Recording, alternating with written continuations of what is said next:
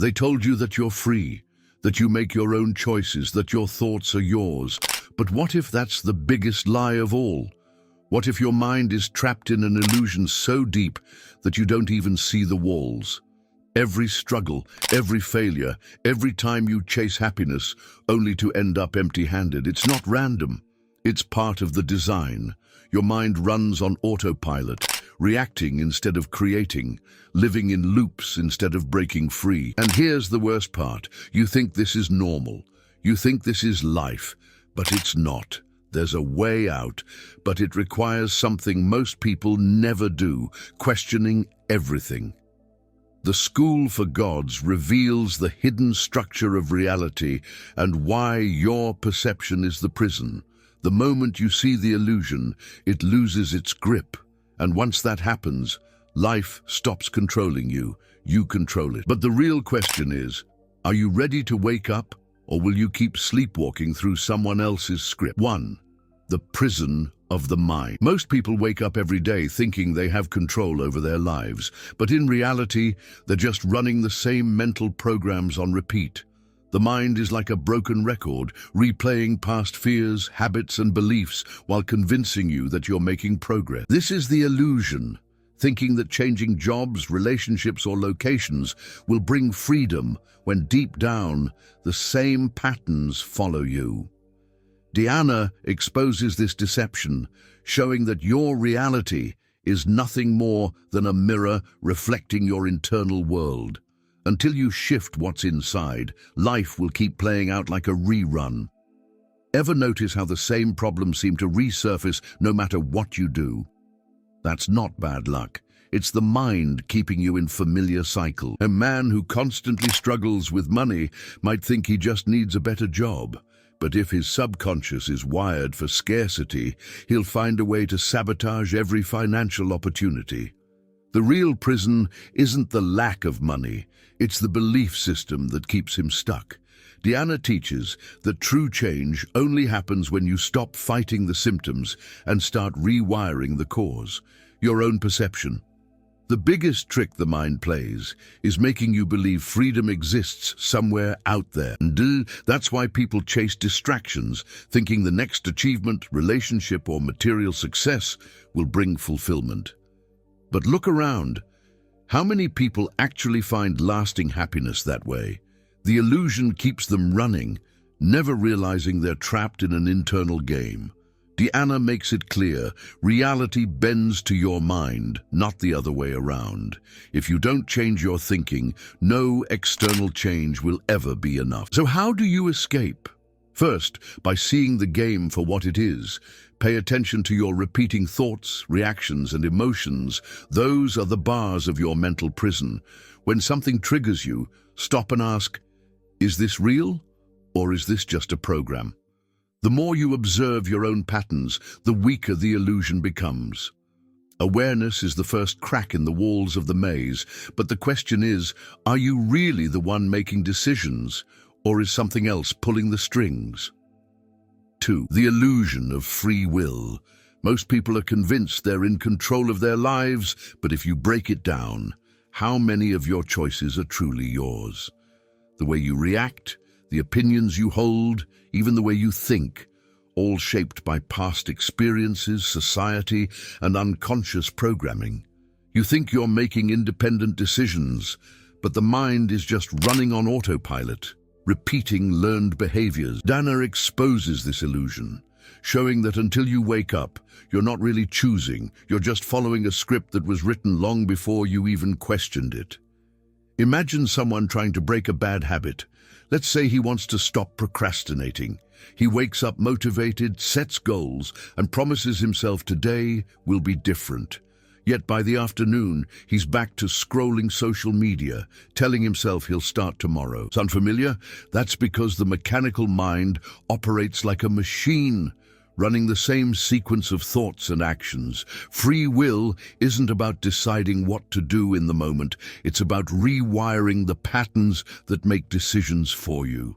And that only happens when you step back and observe the process. The illusion is so deep that even when people realize they're trapped, they still resist change. Why? Because the ego doesn't want to lose control. The moment you question a belief, the mind floods you with doubts. What if I'm wrong? What if I fail? What if I lose everything? But here's the truth. Those fears aren't yours. They were implanted by conditioning, designed to keep you from stepping into real awareness. Deanna reveals that true freedom begins the second you stop identifying with the thoughts that were never really yours to begin with. So if most of your choices aren't actually yours, what happens when you break free from the programming? That's when real decisions become possible. Instead of reacting, you start creating. Instead of being a puppet, you become the one pulling the strings. But to reach that level, you first have to see just how deep the maze really goes. And that's the next trap. Because the mind isn't just following a program, it's also designed to keep you lost inside it. 3. Your mind is a maze. Ever had a moment where you thought you were making progress, only to fall back into the same struggles? That's not random. That's the maze doing its job. The mind is wired to keep you running in circles, searching for answers outside yourself. It creates problems just to give itself something to solve, like a game rigged against you. Deanna teaches that as long as you believe there's an exit somewhere out there, you'll keep wandering, never realizing the walls were never real to begin with. Think of how people chase happiness. One day, it's about making more money. Then, it's about finding the right partner. Then, it's about achieving some personal goal. But no matter what they accomplish, the feeling never lasts. That's the maze in action. It convinces you that fulfillment is always just one step away. But the moment you get what you wanted, the mind moves the finish line. It keeps you searching, not because the answer doesn't exist, but because the illusion depends on you never stopping long enough to see the truth. The scariest part? The maze isn't just external, it's internal. Every time you try to break free, the mind fights back with distractions, self-doubt or fear. Have you ever tried meditating only to suddenly remember 10 things you need to do? Or started questioning reality only to feel overwhelmed and give up? That's the mind protecting itself. The illusion isn't just about what you see. It's about keeping you too busy, too anxious, or too skeptical to ever see past it. But what happens when you stop playing the game? When you stop chasing, stop reacting, and just observe? That's when the cracks start to appear. That's when you realize the exit was never outside. It was in your awareness all along. But most people never get there, because the world is designed to keep them distracted. And if you think the distractions are harmless, just wait until you see how deep they actually go. 4. The great distraction. How the world keeps you asleep. Look around. Everything is fighting for your attention. Social media, news, entertainment, endless notifications. Ever wonder why? Because the more distracted you are, the less you question reality. The mind is already a maze, but the world adds layers on top, making sure you stay too busy to ever find the way out. Deanna explains that this isn't accidental. The system thrives on keeping people asleep, feeding them just enough stimulation to keep them engaged, but never enough truth to wake them up. Think about it. How many times have you picked up your phone just to check something quick, only to lose an hour scrolling through nonsense? That's not you being lazy. It's the design. The world bombards you with constant noise, because if you had a moment of real silence, you might start seeing through the illusion. And that's dangerous to the system. The moment you withdraw your attention from the distractions, the illusion starts losing its grip. But breaking free isn't just about shutting off your phone. It's about reclaiming control over your mind. The worst part? People actually defend their distraction. Try telling someone to take a break from the news, and they'll argue that they need to stay informed. Suggest cutting down on entertainment, and they'll say they deserve a break. But a break from what? From a life they feel trapped in. That's the trick. The system keeps people so drained that they crave the very things keeping them asleep. Deanna teaches that the more you feed the illusion, the more power it has over you. The only way out is to stop playing its game. So how do you escape? Start small. Turn off the noise even for a little while. Sit in silence and just observe. At first it'll feel uncomfortable, like something is missing. That's the addiction speaking. But the more you detach from the external world, the clearer the internal one becomes. And that's when the ego steps in, ready to defend its control at all costs. 5.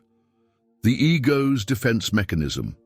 The moment you start questioning reality, the ego panics. It throws doubts, fears, and distractions your way, all to keep you from seeing through the illusion.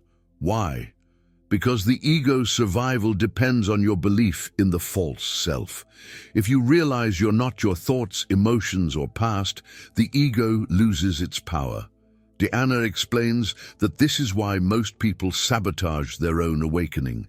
The mind fights back because it would rather keep you in a familiar prison than risk stepping into the unknown. Ever noticed how resistance shows up the second you try to change? Maybe you decide to meditate daily and suddenly you don't have time. Or you commit to self-awareness, but old habits and distractions pull you back in.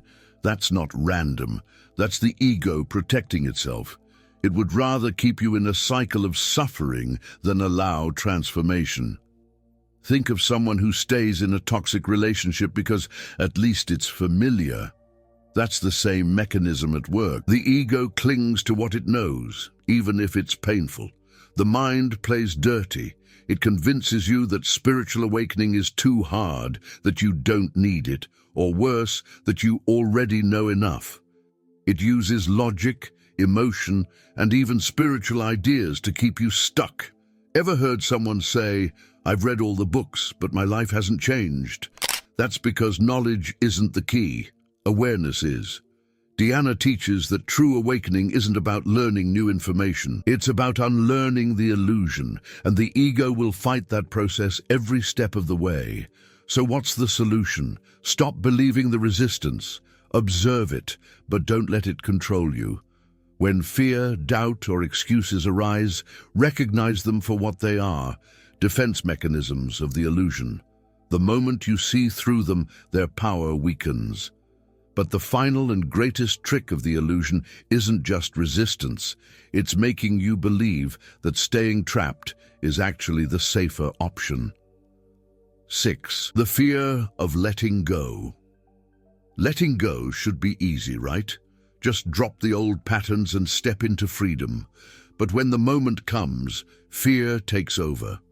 The mind clings to the familiar, even if it's painful, because at least it knows what to expect. That's the real trap, believing that what's known is safer than what's possible. Deanna explains that this fear isn't logical, it's survival-based. The illusion convinces you that if you let go, you'll lose yourself. But in reality, you'll only lose the false self, the one that's been keeping you trapped. Think about it. How many people stay in jobs they hate, relationships that drain them, or habits that no longer serve them? They tell themselves they're being responsible, or that it's not the right time to change. But deep down, they know the truth. They're afraid. Not of failure, but of stepping into the unknown. A man who's always identified as a struggling worker might fear success more than failure, because success means becoming someone new. And for the mind, nothing is scarier than an identity shift. The ego whispers, "What if you let go and things get worse?" It paints worst-case scenarios, convincing you that suffering is better than uncertainty. But here's the irony. Holding on to the illusion is what keeps people stuck in suffering. It's like clinging to a burning house because you're afraid of the unknown outside. Deanna teaches that fear isn't real. It's just a smokescreen the mind uses to maintain control. The moment you stop feeding it, it begins to dissolve. So how do you move past the fear? Face it. Instead of running, observe it. Ask yourself, what am I really afraid of losing? 9 times out of 10, it's just an idea, a belief, an identity, a comfort zone. And the moment you see that, the fear weakens. But the final key to breaking the illusion isn't just letting go. It's stepping fully into the one place the mind can't control. 7. The present moment. The mind is a time traveler. It constantly pulls you into the past, replaying regrets, or pushes you into the future, worrying about what's next. But have you ever noticed it avoids the present moment at all costs? That's because the now is where the illusion starts to break. Dana explains that the mind only controls you when you're lost in thought, reacting, analyzing, predicting. The moment you step fully into the present, the illusion weakens. That's why stillness feels so uncomfortable at first. It's where the ego has no power. Look at how people live, always rushing, always planning, always distracted. Ever seen someone fidget with their phone while waiting in line? That's the mind's desperation to escape the now. It's terrified of silence because in silence awareness grows. And once awareness takes hold, the illusion starts to crack. This is why meditation, deep breathing, or simply sitting in stillness feels so powerful. It's not about doing something. It's about undoing the mind's control. The present moment isn't just a peaceful state, it's the key to waking up. Think about moments when you were fully present, maybe watching a sunset, laughing with a friend, or getting lost in a hobby. Time seemed to disappear, didn't it? That's because in those moments, the mind wasn't running the show. You were just being. That's the truth hidden in plain sight. Reality isn't something to be figured out. It's something to be experienced. Diana reveals that enlightenment isn't about accumulating wisdom. It's about stripping away everything that keeps you from the now. So how do you live in the present more often? Start by noticing when you're not. Catch yourself when the mind pulls you into the past or future and gently bring your focus back. Use breath, body awareness, or even simple observation of your surroundings. At first, the mind will resist. It'll say, "This is boring," or "You're wasting time." But that's just another trick, because the moment you truly enter the now, the illusion doesn't stand a chance. And when the illusion shatters, something incredible happens. You finally see reality for what it is. 8. The awakening. Waking up isn't about adding something new. It's about stripping away everything false. At first, it feels like losing yourself. The beliefs, fears, and identities you clung to start dissolving, and the ego panics. But then something shifts. You realize that what's disappearing was never really you. It was just conditioning, a collection of thoughts mistaken for truth. Diana calls this verticality, rising above the illusion instead of being trapped inside it. Awakening isn't an achievement. It's remembering what's always been there. Think of it like standing on a mountain, looking down at a city you once lived in. When you were inside it, everything seemed chaotic, people rushing, problems everywhere. But from above, it's just a pattern, a system running on loops. That's what happens when you awaken. You stop being a character in the story and start seeing the whole script. Suddenly, the fears that ruled you seem small. The desires that controlled you lose their grip. You see reality not as something happening to you, but as something you're creating. Most people think awakening means escaping the world, but it's the opposite. You still play the game, you just stop being controlled by it. Imagine going from being a chess piece to the one moving them. The same situations arise, but they no longer trigger you the same way. Stress, doubt, and fear become passing clouds, not storms that shake your foundation. This is what Diana teaches. The dreamer isn't someone who escapes reality, it's someone who masters it. So what happens next? When you wake up, you can't go back to sleep. Once you see the illusion, it never controls you the same way again.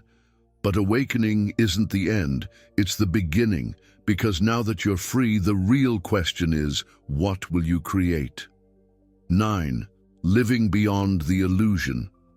Waking up isn't about running away from life. It's about stepping into it with full awareness. The world doesn't change, but you do. You stop reacting to circumstances and start shaping them. Fear loses its grip. External chaos no longer dictates your emotions, and the mind becomes a tool instead of a master. This is the path of the dreamer that Diana speaks of. Not someone lost in fantasies, but someone who consciously creates their reality. The illusion doesn't disappear, but now you're the one in control. Think about the difference between a person who drifts through life and one who moves with purpose. The first is controlled by circumstances, complaining, blaming, waiting. The second sees everything as an opportunity, turning obstacles into stepping stones. That's the shift. Instead of being a victim of reality, you become its architect.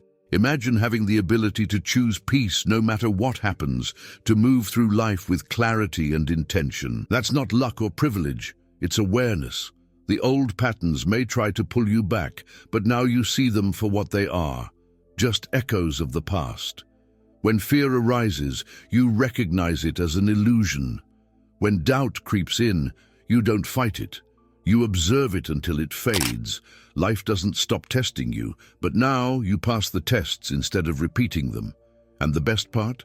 You no longer seek validation, approval, or permission.